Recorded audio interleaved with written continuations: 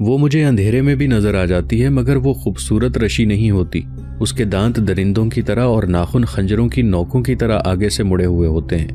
वो बोलती, चीखती या फुंकारती है, मुझे चीरने फाड़ने को आती है, लेकिन करीब आकर गायब हो जाती है। मैंने कल रात अपने कमरे में उससे बचने के लिए भागते दौड़ते गुजारी है। आज दिन भर मुझ पर खौफ तारी रहा। वो दिन को मुझे नजर नहीं आई, लेकिन 3-4 बार मुझे उसकी सिसकियां सुनाई दी। मैंने कमरे में इधर उधर देखा, कोई भी नजर नहीं आया, लेकिन मुझे ऐसे महसूस होता रहा जैसे रशी कमरे में मौजूद है। इमरान, मुझे उससे बचाओ। फातिमा मजलूम लड़की थी। उसे नौजवानी की उम्र में बाप ने पैसे लेकर ऐसे आदमी के साथ ब्याह दिया था जिसकी उम्र उससे दुगनी से भी ज्यादा थी और उसकी 2 बीवियां थी। फातिमा सिर्फ जवान ही नहीं थी, खूबसूरत भी थी। वो इंतकाम की आग में जल रही थी। उसे इमरान अच्छा लगा तो उसके रास्ते में रशी नाम की हिंदू लड़की हायल हो गई। फातिमा ने उसे रास्ते से यूं हटाया कि पंडित को मुआवजा देकर उस लड़की को इंसानी कुर्बानी के लिए मुंतखब करा लिया। फातिमा फितरतन गुनहगार नहीं थी। इंतकाम और रकाबत ने उससे बड़ा ही भयानक गुनाह कराया। उसका ज़मीर इस गुनाह को बर्दाश्त नहीं कर रहा था। वो अपने आप को रशी की कातिल समझने लगी।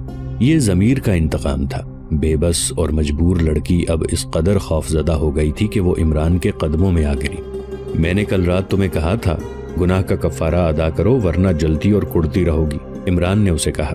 रशी अभी जिंदा है। जिस रोज पंडित उसे ज़िबा कर देंगे उस रोज उसकी बदरू चुड़ैल बनकर तुम्हारे पास आ जाएगी। तुम जब तक जिंदा रहोगी वो तुम पर गालिब रहेगी। तुम रातों को सो नहीं सकोगी।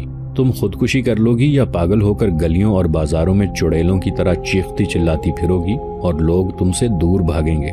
फातिमा और ज्यादा खौफजदा होकर इमरान बलाजरी के साथ लिपट गई। मुझे बताओ मैं क्या करूं? अगर एक रात और मेरी यही हालत रही तो मैं पागल हो जाऊंगी। रशी को पंडितों से आजाद कराओ, इमरान ने कहा। उसने फातिमा को इसीलिए खौफजदा किया था कि वो रशी को आजाद कराने में मदद दे। उसने बहुत कुछ सोच लिया था। मैं उसे कैसे आजाद करा सकती हूँ? ये काम मैं करूंगा, इमरान ने कहा। तुम मेरी मदद करो, तुम्हारी निजात इसी में है। रशी ज़बा हो गई तो दुनिया के कैद खाने से आजाद हो जाएगी, मगर तुम्हारा जो हाल होगा वो तुम्हें बता चुका हूँ। मुझे जो कहोगे करूंगी। उठो, इमरान ने उसे उठाते हुए कहा। अंदर चलो। इमरान उसे एक और कमरे में ले गया। वो उसे उस कमरे में नहीं ले जाना चाहता था जिसमें निजाम और कासिम बल्खी बैठे हुए थे। फातिमा पर भरोसा नहीं किया जा सकता था। इमरान ने फातिमा को दूसरे कमरे में बिठाया और दिया जलाकर रख दिया। अब बेखौफ होकर अकेली बैठी हो, इमरान ने कहा। यहाँ तुम्हें रशी नजर नहीं आएगी। इमरान औरेजी और बल्खी के पास जाकर बैठा। उसने उन्हें फातिमा और रशी के मुताल्लिक सब कुछ बता दिया और कहा कि वो फातिमा को रशी के फरार के लिए इस्तेमाल करेगा। मालूम होता है कि तुमने हमें फरार कराया है, लेकिन हमें यहीं किसी और मुसीबत में डालोगे, निजाम औरेजी ने कहा। तुम यहाँ इश्क मोहब्बत और अय्याशी में पड़े रहो, हम खुद निकल जाएंगे। मैं इश्क मोहब्बत और अय्याशी में नहीं पड़ूंगा, इमरान ने कहा। मैं तुम्हें पहले भी बता चुका हूँ कि मैं इन पंडितों पर साबित करना चाहता हूँ कि उनके बुत महज पत्थर हैं और ये किसी मुसलमान का कुछ नहीं बिगाड़ सकते। मैं इनसे ये लड़की छीनकर साबित करूंगा कि किसका मजहब सच्चा है। मैं घोड़ों का इंतजाम करूंगा। अगर मैंने आज रात इस हिंदू लड़की को आजाद करा लिया तो मैं वापस नहीं आऊंगा। तुम दोनों मेरे साथ चलोगे, हम उधर से ही निकल जाएंगे। तुमने सोचा क्या है? कासिम बल्खी ने पूछा। तुम वसूख से किस तरह कह रहे हो कि तुम लड़की आजाद करा लोगे? इमरान बलाजरी ने कुछ सोचा था, वो उसने तफसील से बता दिया। वो दोनों रजामंद हो गए और तीनों ने बहस मुबाहिसे के बाद एक स्कीम तैयार कर ली। इसके बाद इमरान फातिमा के कमरे में चला गया। यहाँ तो रशी की बदरू नजर नहीं आई, इमरान ने फातिमा से पूछा। नहीं, फातिमा ने जवाब दिया, मगर डर आता है। तुमने उसे पंडितों से बचाने का इरादा कर लिया है, इसलिए अब रशी की बदरू तुम्हें परेशान नहीं करेगी। जब वो आजाद हो गई तो तुम्हें रूहानी सुकून हासिल होगा। मुझे ये तो बताओ कि मुझे करना क्या है? फातिमा ने पूछा। मैं तुम्हें ये भी बता देता हूँ कि तुम कामयाब हो गई तो तुम अपने घर वापस नहीं आओगी, इमरान ने कहा। तुम मेरे साथ गजनी चलोगी। सच इमरान, मैं तुम्हें धोखा नहीं दूंगा, इमरान ने कहा। तुम पंडित के घर जाओ, डरना नहीं। अगर वो तुम्हें मिल जाए तो उसे कहो कि तुम टीलों वाला मंदिर देखना चाहती हो। मैं तुम्हें सोने के सिक्के दे रहा हूँ, ये पंडित को दे देना, वो मान जाएगा। मैं तुम्हारे पीछे आऊंगा। तुम्हारा काम सिर्फ इतना होगा कि पंडित को टीलों वाले मंदिर तक ले जाओ। वो तुम्हें जो शर्त बताए मान लेना। तुम्हें शायद मालूम नहीं कि यह मंदिर टीलों के अंदर है। वहां तक इन पंडितों के सिवा और कोई नहीं पहुंच सकता। किसी आम आदमी को रास्ता मालूम नहीं। अगर वो ना माना तो हम क्या करेंगे? फातिमा ने पूछा। तुम उसे किसी तरह कमरे से बाहर ले आना, इमरान ने कहा। मैं उसे मंदिर तक ले जाऊंगा। अगर नहीं जाएगा तो ये उसकी जिंदगी की आखिरी रात होगी। फिर मेरा क्या बनेगा? फातिमा ने पूछा। मैं कह चुका हूं कि तुम अब अपने खामिद के घर नहीं जाओगी, इमरान ने जवाब दिया। तुम अब मेरी जिम्मेदारी में हो। दिल से तमाम खौफ और वहम निकाल दो। अभी पंडित के यहाँ चली जाओ। मैं उसके कमरे के दरवाजे के करीब छुपा हुआ हूँगा। मैं झींगर की आवाज निकालूंगा, तुम उसे बाहर ले आना। इमरान ने उसे बहुत सी हिदायत दी, उसका हौसला बढ़ाया, उसका दिल मजबूत किया और उसे सोने के चंद एक सिक्के देकर रुखसत कर दिया। उसके जाने के बाद इमरान रशी के भाई जगमोहन से मिलने चला गया। जगमोहन घर ही था और बहुत उदास। वो पहले ही अपने मजहब से मुतनफ्फर था। अब उसकी नौजवान बहन को पंडित देवी के कदमों में कुर्बान करने के लिए ले गए थे। इमरान, उसने कहा, ये लोग मेरी बहन को ज़िबा करने के लिए ले गए हैं। मैं किसी पंडित को जिंदा नहीं छोड़ूंगा। किसी को ये पता नहीं चलेगा कि इन पंडितों को कौन कत्ल करता चला जा रहा है। तुम क्यों आए हो? इसलिए कि किसी पंडित को कत्ल किए बगैर तुम्हारी बहन को उठा लाने और गायब कर देने का बंदोबस्त किया जाए। इमरान ने कहा, तुम यकीनन मेरा साथ दोगे। जानते हो उसे कहाँ ले गए हैं? वहां तक हम नहीं पहुंच सकते, जगमोहन ने जवाब दिया। उसे टीलों वाले मंदिर में ले गए हैं। हम वहां गुम हो सकते हैं। पंडित हमें इन भूल भुलैयों में भटकता देखेंगे तो हमें कत्ल कर देंगे और हमारी लाशें वहीं कहीं जमीन में दबा देंगे। वहां जाने की ना सोचो। मैं बहुत कुछ सोच चुका हूँ, इमरान ने कहा। अगर तुम्हारे दिल में अपने मजहब के खिलाफ वाकई नफरत है तो तुम्हें न सिर्फ ये कि मजहब तर्क कर देना चाहिए बल्कि इस मुल्क से ही निकल जाना चाहिए। मैं तुम्हें और तुम्हारी बहन को अपने साथ ले जा रहा हूँ। मेरी बहन कहाँ है? जगमोहन ने पूछा। तुम एक काम करो, इमरान ने कहा, 4 घोड़ों का इंतजाम करो और दरिया के कश्तियों के पुल से दूर मेरा इंतजार करो। इमरान ने उसे वो जगह बताई जहां उसे इंतजार करना था। उसने जगमोहन से कहा, इस वक्त मुझसे कुछ और न पूछना। वक्त नहीं, अगर मैं सुबह तक तुम्हें दरिया के किनारे ना मिला तो समझ लेना कि मैं जिंदा नहीं। जगमोहन बहुत कुछ पूछना चाहता था लेकिन इमरान बलाजरी पर उसे इस कदर एतमाद था कि उसने कुछ भी न पूछा। उसने इस यकीन पर 4 घोड़े लेकर रावी के किनारे इंतजार का वादा कर लिया कि इमरान उसकी बहन को साथ लाएगा और बहन भाई इमरान के साथ मुल्क से निकल जाएंगे। उसने दिल में ये वहम पैदा न होने दिया कि इमरान हवा में घोड़े दौड़ाएगा, लेकिन जगमोहन के सीने में इंतकाम की आग भड़क रही थी और उस पर जज्बात का गलबा था। कुछ देर रात के अंधेरे में बड़े मंदिर से कुछ दूर दरख्तों के एक झुंड में इमरान बलाजरी, निजाम औरेजी और कासिम बल्खी खड़े थे। उनके करीब से एक साया सा गुजर गया। मैं तुम्हारे साथ साथ हूँ फातिमा, इमरान ने कहा, डर न जाना। साया रुक गया। इमरान उसके करीब चला गया। उसने फातिमा को ये न बताया कि वो अकेला नहीं, उसके साथ 2 आदमी और भी थे। इमरान को आने वाले हालात के मुताल्लिक यकीन नहीं था कि उसके लिए मवाफ़िक़ होंगे, इसलिए वो ओरेजी और बल्खी को फातिमा से छुपाए रखना बेहतर समझता था। उसने फातिमा का हौसला बढ़ाया। वो आगे चली गई। कुछ दूर गई तो ये तीनों उसके पीछे चल पड़े। मैं नहीं समझ सकता कि तुम इस मुहिम में किस तरह कामयाब होगे, बल्खी ने कहा। मैं जो कुछ कर रहा हूँ अल्लाह के नाम पर कर रहा हूँ, इमरान ने कहा। मैंने खुदा से मदद मांगी थी। मुझे जो भी ख्याल आता है वो खुदा की तरफ से आता है। अगर मैं सच्चा हुआ तो खुदा मुझे कामयाबी अता करेगा। फातिमा स्याह साए की तरह चलती गई। थोड़ी थोड़ी देर बाद इमरान बलाजरी जोर से खांस देता था। ये फातिमा के लिए इशारा था कि वो उसके साथ साथ चला आ रहा है। मंदिर बहुत बड़े भूत की तरह खड़ा नजर आने लगा। इमरान ने दूर से रोशनी देखी। ये पंडित के कमरे के दरवाजे से बाहर आई थी। पंडित ने फातिमा की दस्तक पर दरवाजा खोला था। इमरान को फातिमा कमरे में दाखिल हुई दिखाई दी तो दरवाजा बंद हो गया और रोशनी गायब हो गई। इमरान अपने साथियों के साथ आगे चला गया। दोनों साथियों को जरा दूर दरख्तों के पीछे खड़ा कर दिया और खुद दबे पांव दरवाजे के करीब चला गया। दरवाजे की दर्जों में से रोशनी आ रही थी। दरवाजे तक 3-4 सीढ़ियां जाती थी। इमरान सीढ़ियां चढ़कर दरवाजे के साथ लगकर बैठ गया। मैं समझ नहीं सका कि तुम ये बच्चों की सी जिद क्यों कर रही हो, पंडित कह रहा था। वहां कोई हिंदू भी नहीं जा सकता, तुम तो मुसलमान हो। मैं उस चुड़ैल को आखिरी बार अपनी आंखों से देखना चाहती हूँ, फातिमा ने कहा। दूर से दिखा देना। मुझे आज रात उधर जाना ही था लेकिन आधी रात के बाद जाऊंगा, जब चांद ऊपर आ जाता है, पंडित ने कहा। तुम उस वक्त तक यहाँ रुक सकोगी? अभी चलें, फातिमा ने कहा। आपकी उजरत आपके सामने पड़ी है। मैं आपको मुंह मांगी कीमत दे रही हूँ। मैं ये भी जानती हूँ कि ये इंसानी कुर्बानी महज फरेब है। मैं आपका भांडा फोड़ सकती हूँ। मैं बहुत कुछ कर सकती हूँ। मैं आपके जाल में नहीं बल्कि आप मेरे जाल में आए हुए हैं। अगर आप मेरी ये जरा सी ख्वाहिश पूरी नहीं कर सकते तो मैं वापस चली जाती हूँ, लेकिन मैं बता नहीं सकती कि आपका अंजाम क्या होगा। फातिमा बजाय खुद एक सहर था जो पंडित पर गालिब आ गया। उसके साथ सोने के टुकड़े थे। फातिमा की धमकी भी काम कर गई। कुछ वक्त और गुजरा। इमरान को अंदर से खुसर फुसर सुनाई देने लगी। मैं तुम्हें दूर से दिखाकर वापस ले आऊंगा, चलो। ये पंडित की आवाज थी। इमरान दरवाजे से हटकर अंधेरे में छुप गया। पंडित और फातिमा बाहर निकले। दरवाजा बंद हुआ और वो एक तरफ चल पड़े। खासा फासला रखकर इमरान अपने साथियों के साथ उनके पीछे चल पड़ा। आगे कोई आबादी नहीं थी, जंगल था। इमरान को ये खतरा महसूस हो रहा था कि पंडित को अपने पीछे आहट सुनाई देगी और वो पीछे को आएगा, लेकिन उसे आगे पीछे का ख्याल नहीं था। वो फातिमा के साथ अटकेलियां करता जा रहा था। टीलों का इलाका आ गया। पंडित और फातिमा 2 टीलों के दरमियान चले गए। इमरान और उसके साथी भी भूल भुलैयों में दाखिल हो गए, मगर उन्हें एक खतरा नजर आने लगा। रास्ता थोड़े थोड़े फासले पर जाकर मुड़ जाता था और अंधेरा था। वो पंडित और फातिमा की बातों की आवाज पर चले जा रहे थे। 3-4 जगह ऐसी आईं कि वो गलत रास्ते पर हो चले थे। उन्हें एक सुरंग में से भी गुजरना पड़ा। आगे गए तो उन्हें धीमी धीमी आवाज सुनाई देने लगी, जैसे औरतें मिलकर गा रही हों। अगर इमरान और उसके साथी यहाँ अकेले आते और ये आवाज सुन लेते तो उसे बदरूहों का गाना समझकर वापस चले जाते। इमरान को पंडित की असलियत मालूम हो चुकी थी, इसलिए उसे डर महसूस न हुआ। आगे जाकर रास्ते कुछ इस तरह उलझ गए कि इमरान और उसके साथियों के लिए पंडित और फातिमा को देखकर चलना मुमकिन न रहा। उन्हें नजर आने लगा था कि वो भटक जाएंगे, लिहाजा उन्हें फासला कम करना पड़ा और उन्होंने अपनी रफ्तार भी तेज कर दी। पंडित रुक गया।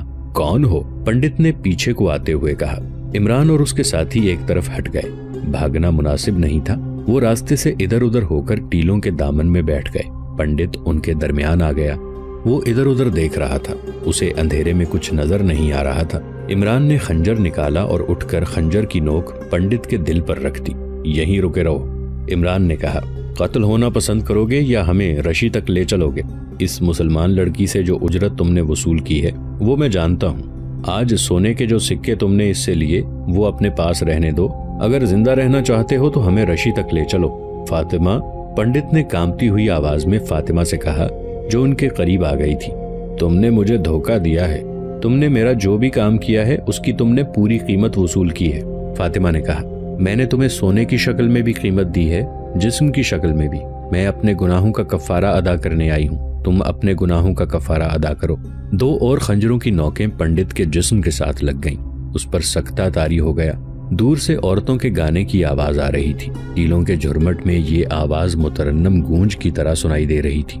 ये आवाज उस दुनिया की मालूम नहीं होती थी। इस आवाज पर हम खुद भी रशी तक पहुंच सकते हैं। इमरान ने पंडित से कहा, हम सिर्फ 3 आदमी नहीं, हमारे साथ बहुत आदमी हैं।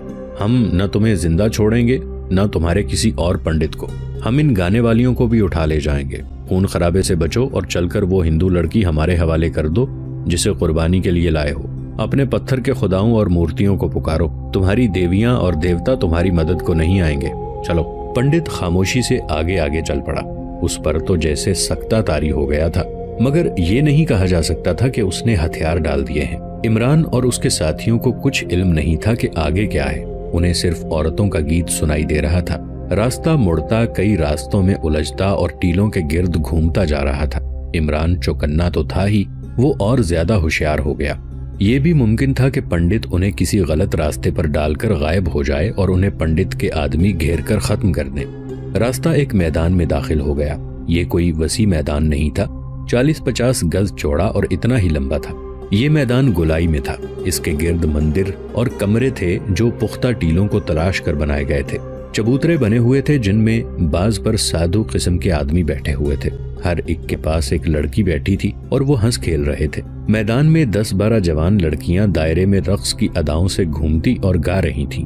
बहुत सी मशलें जमीन में गाड़ी हुई थीं। गाने वाली लड़कियों के दरमियान एक लड़की बैठी हुई थी। वो सब नीम उरियां थीं। पंडित रुक गया। उसने बेबसी के आलम में तीनों मुसलमानों की तरफ देखा। लड़की हमारे हवाले कर दो। इमरान ने पंडित के पहलू में खंजर की नोक चबोकर कहा। पंडित ने बुलंद आवाज से कहा, रुक जाओ। गाने वालियां खामोश होकर एक तरफ हट गईं। पंडित और साधु उठ खड़े हुए। रशी जहां बैठी थी वहीं बैठी रही। इमरान और उसके साथियों ने मुंह और सर पगड़ियों में छुपा रखे थे। उन्होंने खंजर बंद करके तलवारें निकाल ली और पंडित को आगे ले गए। तमाम पंडितों, साधुओं और लड़कियों पर सन्नाटा तारी हो गया। बड़ा पंडित 2 तलवारों के दरमियान खड़ा था। इमरान ने आगे बढ़कर रशी को उठाया। रशी उसे आंखें खोले देखती रही, जैसे इमरान को पहचान न सकी हो। इमरान ने बुलाया, उसे झंझोड़ा, मगर उसे देखती ही रही। साफ पता चलता था कि उसे कुछ पिलाया गया है, जिसके असर से उसका दिमाग हाजिर नहीं। इमरान ने उसे बाजू से पकड़ा और चल पड़ा। रशी उसके साथ चलती आई। इमरान ने सबकी तरफ देखा और कहा, अगर किसी ने कोई हरकत की तो वो मारा जाएगा। तुम सब बहुत से आदमियों के घेरे में हो, इस पर ये असर कब तक रहेगा? इमरान ने पंडित से पूछा। सुबह तक उतर जाएगा, पंडित ने जवाब दिया। जाओ, इसे ले जाओ। तुम हमारे साथ चलोगे? इमरान ने कहा। हमें रास्ता याद नहीं रहा, हमारे आगे आगे चलो। इमरान ने तलवार की नोक उसकी शहरग पर रख दी। पंडित सिधाए हुए जानवर की तरह आगे आगे चल पड़ा। उस पर दहशत का गलबा था। वो जब एक बार फिर टीलों की भूल भुलैयों में दाखिल हुए, उस वक्त रसद के जखीरे को आग लगाने वाले जखीरे में दाखिल हो चुके थे और तेर छिड़क कर आग लगा रहे थे। पंडित आगे आगे चला आ रहा था। इमरान, निजाम औरेजी और कासिम बल्खी के हाथों में तलवारें थीं। फातिमा भी उनके साथ चली आ रही थी। रशी दिमागी गैर हाजिरी की कैफियत में साथ साथ आ रही थी। आखिर वो उस इलाके से निकल आए, तब उन्होंने देखा कि शहर की तरफ से आसमान सुर्ख हो रहा था। फिर बुलंद होते हुए शोले भी नजर आने लगे। इमरान ने गला फाड़कर नारा लगाया, अल्लाहु अकबर, और अपने साथियों से उनकी जबान में कहा, वो देखो, अल्लाह के शेरों ने कुफ्फार की कमर तोड़ डाली है। गजनी पर हमला करने वालों को हमारे खुदा ने यहीं खाकस्तर कर दिया है। ये क्या हुआ? पंडित के मुंह से घबराई हुई आवाज निकली। शहर जल रहा है। ये हमारे खुदा का कहर है जो तुम पर गिरा है। इमरान ने कहा, अपनी इबादत गाहों में भी तुम सिफली अयाशी से गुरेज नहीं करते। इस हिंदू लड़की की आह ने तुम्हारे शहर को आग लगा दी है। हम जानते हैं कि ये इंसानी कुर्बानी फरेब है। हमें ये भी मालूम है कि तुमने इस लड़की को कुर्बानी के लिए किस तरह मुंतखब किया था। मैंने तुम्हारे साथ वादा किया था कि तुम्हें जिंदा रहने देंगे। हम तुम्हें जिंदा छोड़कर जा रहे हैं, किसी को पता न चले कि हम रशी को ले गए हैं। तुम्हारे राजा ने इस लड़की को अभी देखा नहीं था। कोई और लड़की ले आओ, उसकी कुर्बानी दे देना। हम तुम्हारी फरेबकारी पर पर्दा डाले रखेंगे। इतनी ज्यादा रियायत और जान बख्शी के बावजूद तुमने कोई गड़बड़ की तो उन शोलों को देख लो जो इस शहर को आग लगा सकते हैं। वो तुम जैसे 100 पंडितों को जिंदा जला सकते हैं। पंडित शोलों को देख रहा था। उस पर जैसे गशी तारी हुई जा रही थी। शोले बहुत ऊपर चले गए थे। इनके साथ शहरियों और फौज का शोरो गोगा भी सुनाई देने लगा था। पंडित यूं बैठ गया जैसे गिर पड़ा हो। उसने सर हाथों में ले लिया। इमरान और उसके साथी तेजी से चल पड़े। हर काम खुशउस्लूबी से होता जा रहा था। ये खुदाई मदद थी। वो दरिया के किनारे उस जगह पहुंचे जहां जगमोहन को इंतजार के लिए कहा गया था। जगमोहन 4 घोड़ों के साथ खड़ा था। वहां से कोई पौन मील दूर घोड़ों और गाड़ियों की आवाजें और इंसानों का शोर सुनाई दे रहा था। वो आग बुझाने के लिए पानी लिए जा रहे थे। शहर जल रहा है, जगमोहन ने घबरा कर कहा। ये आग कैसे लगी? मेरा घर भी जल रहा होगा। जल जाने दो, इमरान ने कहा। तुम अब उस घर में नहीं जा रहे, तुम हमारे साथ चल रहे हो। अब अपने आप को हिंदू समझना छोड़ दो। हमारे मजहब का करिश्मा देख लो। तुम्हारी मासूम बहन को पंडित कुर्बानी के लिए ले गया था। मैंने अपने खुदा से दुआ की थी कि मुझे हिम्मत और जुर्रत दे कि मैं इस लड़की को बचाकर साबित कर सकूं कि सच्चा खुदा मुसलमानों का है। देख लो, सारे शहर को आग लग गई है और तुम्हारी बहन तुम्हारे सामने खड़ी है। इसे हम देवताओं से छीन कर लाए हैं। ओ मेरी बहन, जगमोहन के मुंह से निकला और वो दौड़कर अपनी बहन से लिपट गया, मगर बहन लाश की तरह खड़ी रही। जगमोहन के हिलाने और झंझोड़ने के बावजूद उसने किसी रद्दे अमल का इजहार न किया। इसे तुम्हारे पंडितों ने कोई दवाई पिला रखी है, इमरान ने कहा। सुबह तक इसी हालत में रहेगी। हमारा सफर बड़ा लंबा है। बहन को अपने साथ घोड़े पर बिठाओ और चलो। जगमोहन ने रशी को अपने आगे सवार कर लिया और फातिमा को इमरान ने अपने घोड़े पर अपने पीछे बिठा लिया। औरेजी और बल्खी अपने अपने घोड़ों पर सवार हो गए। वो कश्तियों के पुल से नहीं गुजर सकते थे। वहाँ संतरियों का खतरा था। उन्होंने एक जगह देख ली जहाँ दरिया का पाट बहुत चौड़ा और गहराई कम थी। वो दरिया पार कर गए। उन्होंने पीछे देखा, अब शोले दरख्तों को भी जलाकर आसमान तक पहुंच रहे थे। ये आग हमें ये फायदा देगी कि किसी को इधर उधर की होश नहीं रहेगी, इमरान ने कहा। राजा जयपाल की अपनी बेटियां अगवा हो गईं तो वो उन्हें भी नहीं ढूंढेगा। सुबह तुलू हुई तो जहां 1.5 मील के इलाके में राजा जयपाल की फौज की रसद और जंगी सामान के अंबार लगे हुए थे, वहां राख के ढेर पड़े थे। दरख्त भी जल गए थे। इनमें से अभी तक धुआं उठ रहा था। लोग अभी तक राख पर पानी फेंक रहे थे क्योंकि ये राजा का हुक्म था। मुसलमानों के घर लूटे जा रहे थे और राजा ने रात ही को हुक्म दे दिया था कि मुसलमानों के घरों की तलाशी लो और वहाँ से जितनी नकदी और जेवरात हाथ आए सरकारी खजाने में जमा करा दो और फौज के काम का जो सामान मिले उठा लो। रात को जब इमरान और उसके साथी बड़े पंडित से रशी को छीन कर ले गए तो पंडित शहर की तरफ चल पड़ा। वो आग से बेनियाज अपने मंदिर में गया और अपने 2 आदमियों को साथ लेकर आग की तरफ चला गया।